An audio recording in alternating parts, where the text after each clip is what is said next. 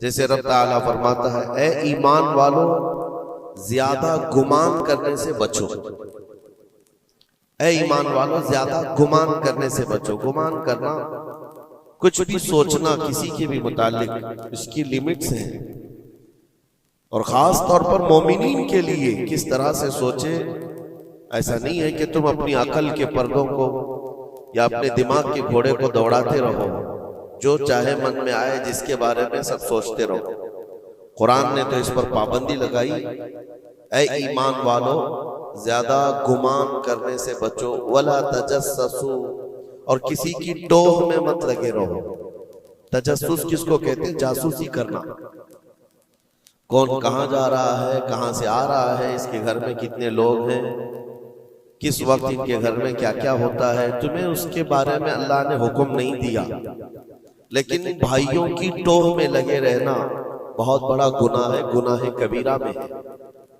وَلَا يَغْتَبْ بَعْضُكُمْ بَعْضًا، اور آیت کا یہ تیسرا حصہ ہے، اور اپنے بھائیوں کی غیر موجودگی میں ان کی غیبت نہ کرو، ان کے خلاف باتیں نہ کرو۔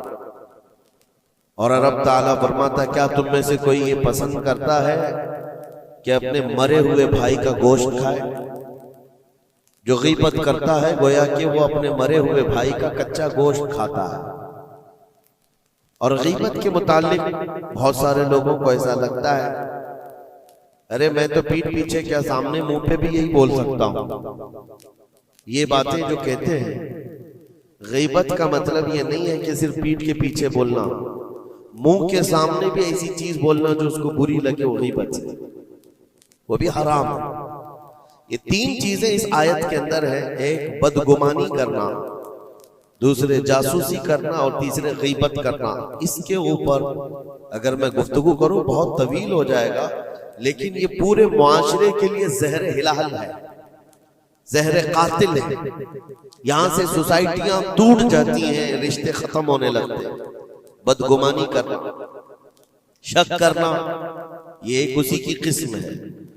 ظن اس کو عربی میں کہا گیا ہے گمان، یعنی کسی کے متعلق گمان کرنا۔ دیکھیں دنیا میں جو چیز دکھ رہی ہے ضروری نہیں ہے کہ وہ ویسی ہی ہو۔ ہر چمکنے والی چیز ہیرا نہیں ہوتی، اور ہر کالی دکھنے والی چیز کوئلہ بھی نہیں ہوتی۔ دونوں میں بڑا فرق ہے۔ حقیقت کچھ اور ہو سکتی ہے، لیکن بغیر کسی تحقیق کے یا بغیر تمہیں یقین کے گمان کر لینا، یہ تمہیں بہت بڑے گناہ میں لے جائے گا، بہت بڑے گناہ میں۔ اب گمان کی قسمیں بھی میں آپ کو بتاؤں گا، اس سے قبل میں آپ کو بتاؤں سیدنا جنید بغدادی رضی اللہ تعالیٰ عنہ جو سید الطائفہ ہیں، ولیوں کے سردار ہیں، اپنے زمانے کے قطب، گھر میں بیٹھے ہوئے تھے، بڑے آپ گھر سے بھی مالدار تھے، بہت سارے لوگ اپنی ضرورت لے کر کے آتے تھے۔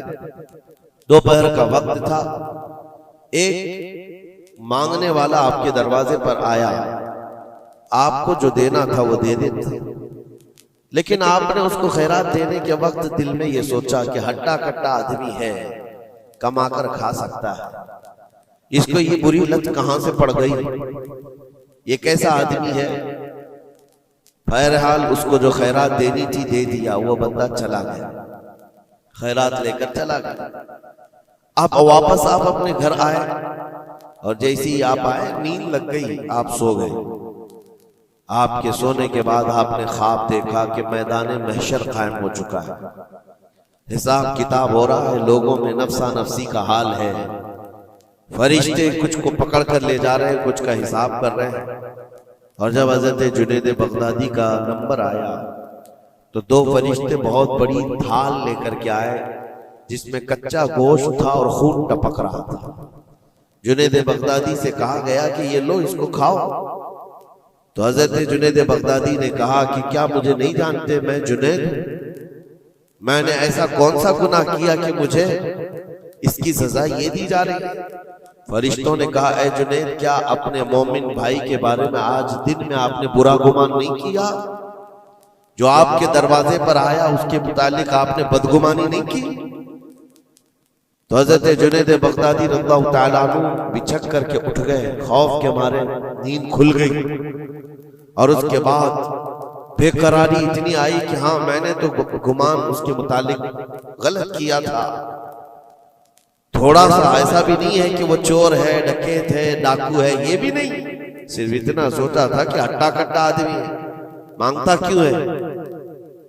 حضرت جنید بغدادی اپنے گھر سے نکلے اس فقیر کو ڈھونڈنے کے لیے کہ جو میرے گھر آیا تھا، اور اس کے بعد ڈھونڈتے ہوئے اس کے پاس پہنچ گئے، جا کر کے اس سے معافی طلب کی، کہا کہ آج تو جو گھر پر آیا تھا میں نے تیرے متعلق یہ گمان کیا تھا کہ تو ہٹا کٹا آدمی ہے اور مانگ کر کھا رہا ہے۔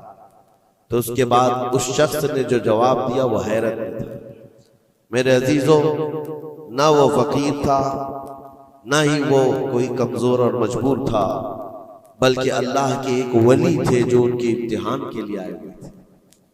حضرت جنید بغدادی رضی اللہ تعالیٰ عنہ کو اس سے زیادہ مال انہوں نے لوٹایا اور کہا اے جنید، تیرے مقامات کو اگر کوئی چیز ختم کرتی ہے تو مومنین کے متعلق بدگمانی کر، اگر تو آج یہاں نہ آتا تو تیرے مقامات روک دیے جاتے، آگے تم نہ معرفت و طریقت کے راستے پر بڑھ سکتے، کیونکہ یہ مرض ہے، یہ بیماری ہے، اس بیماری نے تو ہمارے معاشرے کو خراب کیا ہوا ہے۔ بدگمانی سے بچو میرے عزیزوں، بدگمانی سے بچنے کے لیے قرآن کہتا ہے یا ایھا الذین آمنوا اجتنبوا کثیرا من الظن، اے ایمان والو زیادہ گمان کرنے سے بچو، حرام ہے اور کبیرہ گناہ ہے، یہاں تک کہ فرمایا گیا کہ بدگمانی کرو گے مومنین کے متعلق، کل قیامت کے دن فیصلہ ہوگا، اور اگر تمہارا گمان غلط نکلا تو ساری نیکیاں تمہاری اٹھا کر اس بندے کو دی جائیں جس کے متعلق بدگمانی کیا تھا، اور تم نیکیوں سے اگر خالی تھے تو یہ مت سمجھنا کہ اب کچھ نہیں لیا جائے گا، بلکہ جس کے متعلق بدگمانی کیے تھے اس کے گناہ اٹھا کر تمہارے اوپر ڈال دیا جائے گا۔